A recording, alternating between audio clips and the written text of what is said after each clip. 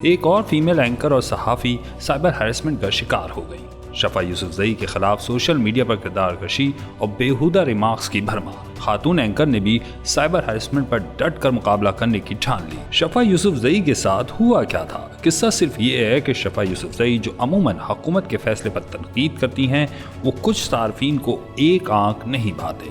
اسی لیے شفا یوسفزئی کو ٹویٹر پر قابل گرفت اور قابل اعتراض ہراسمنٹ کا سامنا بھی کرنا پڑتا ہے۔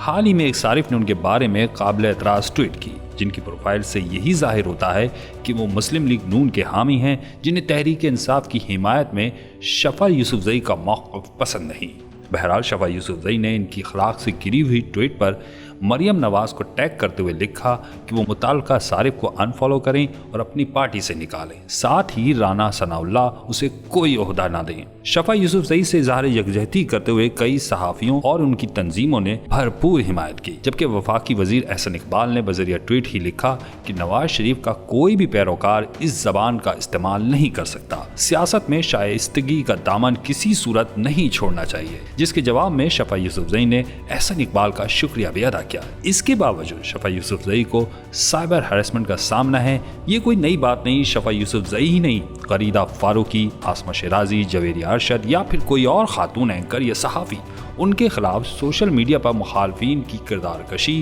اور بیہودہ الزام تراشی عام سی بات ہے۔ المیہ یہ ہے کہ خواتین کو آسان ہدف سمجھ کر ان کے خلاف نازیبا القاب اور الزام، اب وہ بھی منظم ٹرولنگ کے ساتھ گروپ بنا کر کیے جاتے ہیں۔ پاکستان میں خاتون صحافیوں نے اس سلسلے میں FIA سے بھی کئی بار رابطہ کیا، لیکن ان کا یہی کہنا ہے کہ خاطر خواہ پیش رفت نہ ہونے کی وجہ سے ٹرولنگ کرنے والے یوزر کا حوصلہ اور بڑھتا ہے۔ بہت سارے کیسز میں ہم خود ٹریک کر رہے ہیں، کیونکہ میں ڈائریکٹر ہوں at the centre for excellence in journalism, اور ہم کوشش کر رہے ہیں کہ یہ معاملہ اب آگے بڑھے۔ شکایت درج ہوتی ہے، پھر اس کے بعد کیا ہوتا ہے ہم اس کی بھی تحقیق کر رہے ہیں، اور یہی معلوم ہوتا ہے کہ بہت ساری خواتین جب صحافی ہوں یا خواتین ہوں، وہ جب جاتی ہیں FIA کے پاس تو وہاں سے تعاون ان کو نہیں ملتا اور وہ ڈیلے ہوتا ہے۔ کیس جب عدالت میں بھی جاتا ہے تو نظر آتا ہے کہ کوئی نہ کوئی اہلکار ہوتا ہے، وہ آتا نہیں ہے، تاخیر بھی ہوتی ہے۔